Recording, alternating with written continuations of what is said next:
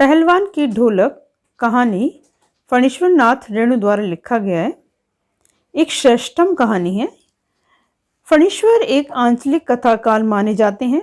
प्रस्तुत कहानी उनकी एक आंचलिक कहानी है जिसमें उन्होंने भारत पर इंडिया के छा जाने की समस्या को प्रतीकात्मक रूप से अभिव्यक्त किया है।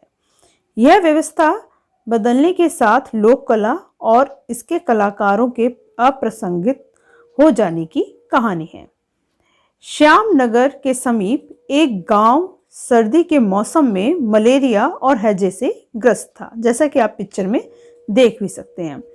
चारों ओर सन्नाटे से युक्त बांस फूस की झोपड़ी खड़ी थी। रात्रि में घना अंधेरा छाया हुआ था। चारों ओर करुणा, सिसकायों और कराहने की आवाज गूंज रही थी। सियारों और पेचक के भरी भयानक आवाजें इस सन्नाटों के बीच बीच में अवश्य थोड़ा थोड़ा उसे तोड़ रही थी। इस भयंकर सन्नाटे में कुत्ते समूह बनाकर बांधकर रो रहे थे। रात्रि भीषणता और सन्नाटे से युक्त थी, लेकिन लुट्टन पहलवान की ढोलक इस विभीषणता को तोड़ने का प्रयास कर रही थी। इसी पहलवान की ढोलक की आवाज इस भीषण सन्नाटे से युक्त मृत गांव में संजीवनी शक्ति भरा करती थी। लुट्टन सिंह के माता पिता 9 वर्ष की अवस्था में ही उसे छोड़कर चले गए थे। उसकी बचपन में ही शादी हो चुकी थी, इसीलिए विधवा सास ने ही उनका पालन पोषण किया था। ससुराल में पलते बढ़ते हुए पहलवान बन गए थे। एक बार श्यामनगर में एक मेला लगा। मेले में दंगल में लुट्टन सिंह ने एक प्रसिद्ध पहलवान चांद सिंह को चुनौती दे डाली, जो शेर के बच्चे के नाम से जाना जाता था। श्यामनगर के राजा ने बहुत कहने के बाद भी लुट्टन सिंह को उस पहलवान के साथ लड़ने की आज्ञा दी, क्योंकि वह एक बहुत प्रसिद्ध पहलवान था। लुट्टन सिंह ने ढोलक की धिन्ना धिन्ना धिक धिना आवाज से प्रेरित होकर चांद सिंह पहलवान को बड़ी मेहनत के बाद चित कर दिया, यानी उसे परास्त कर दिया। चांद सिंह के हराने के बाद लुट्टन सिंह की जय जयकार होने लगी थी, क्योंकि उसने एक बहुत प्रसिद्ध जो पहलवान थी उसको उस दंगल में हरा दिया था। लुट्टन सिंह पहलवान के नाम से प्रसिद्ध हो गया। अब लुट्टन सिंह की जो ताकत थी वो उसकी ढोलक की आवाज में होती थी। उसकी आवाज जब होती थी तो उसमें ताकत आ जाती थी। राजा ने उसकी वीरता से प्रभावित होकर उसे अपने दरबार में रखा। अब लुट्टन सिंह की कीर्ति दूर दूर तक फैल गई। लुट्टन सिंह पहलवान की पली भी 2 पुत्रों को जन्म देकर पत्नी स्वर्ग सिधार गई थी। लुट्टन सिंह पहलवान के 2 बेटे थे। दोनों बेटों को भी पहलवान बना दिया गया और वो बनाना चाहता था, इसीलिए वह बचपन से ही उन्हें कसरत आदि करवाने लगा था।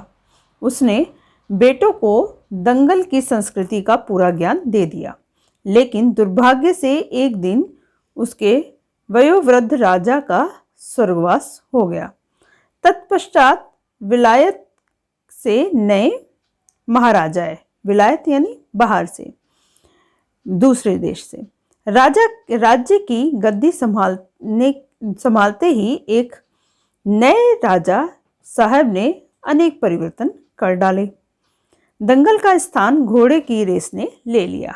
यहाँ हमारी जो पुरानी संस्कृति है उस पर प्रभाव दिखाया गया है नई संस्कृति का, जिसके कारण जो लोक कला है वो दबती जा रही थी।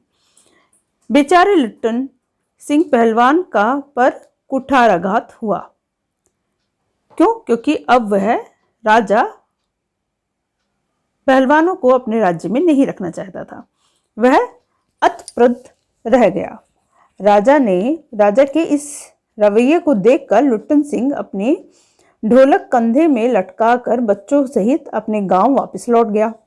वह गांव के एक किनारे पर झोपड़ी में रहता हुआ नौजवानों और चरवाहों को कुश्ती सिखाने लगा। गांव के किसान व खेतीहर मजदूर भला क्या कुश्ती सीखते। अचानक गांव में अनावृष्टि, अनाज की कमी, मलेरिया, हैजा आदि भयंकर समस्याओं का वज्रपात हुआ। चारों ओर लोग भूख, हैजे और मलेरिया से मरने लगे। सारे देश में तबाही मच गई। लोग इस त्रासदी से इतना डर गए कि सूर्यास्त होते ही अपनी अपनी झोपड़ी में घुस जाते। रात्रि की विभीषिकाता को देखकर और सन्नाटे को केवल लुट्टन सिंह पहलवान की ढोलक की तान से ही ललकार कर चुनौती दी जाती थी। यही तान इस भीषण समय में धैर्य प्रदान करती थी।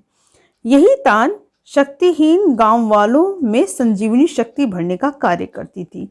जो लोग हताश हो चुके थे, गांव के इस बीमारी के कारण अपने लोगों को त्याग रहे थे या अपने लोग उनसे बिछड़ रहे थे, जब लुट्टन पहलवान अपनी ढोलक बजाता तो वह उनमें एक ऊर्जा का स्रोत बन जाता या उनमें एक ताकत आ जाती। पहलवान के दोनों बेटे भी इस भीषण विभीषिका का शिकार हो गए। प्रातः होते ही पहलवान ने अपने दोनों बेटों को निस्तेज पाया। बाद में वह अशांत मन से दोनों को उठाकर नदी में बहा आया। लोग इस बात को सुनकर दंग रह गए। उन्हें बहुत आश्चर्य हुआ। इस असाह वेदना और त्रासदी से भी पहलवान नहीं टूटा। उन्होंने अपनी ढोलक बजानी बंद नहीं करी। रात्रि में फिर पहले की तरह ढोलक बजाया करता था।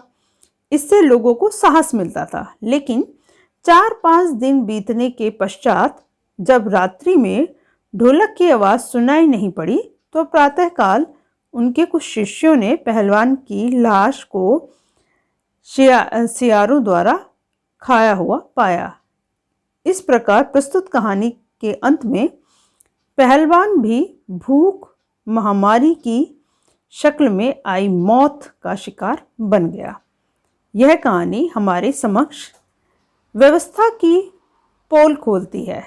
साथ ही व्यवस्था के कारण लोक कलाओं के लुप्त होने की ओर संकेत भी करती है और हमारे सामने ऐसे अनेक प्रश्न पैदा करती है कि यह सब क्यों हो रहा है।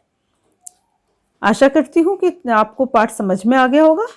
आज के लिए बस इतना ही। धन्यवाद।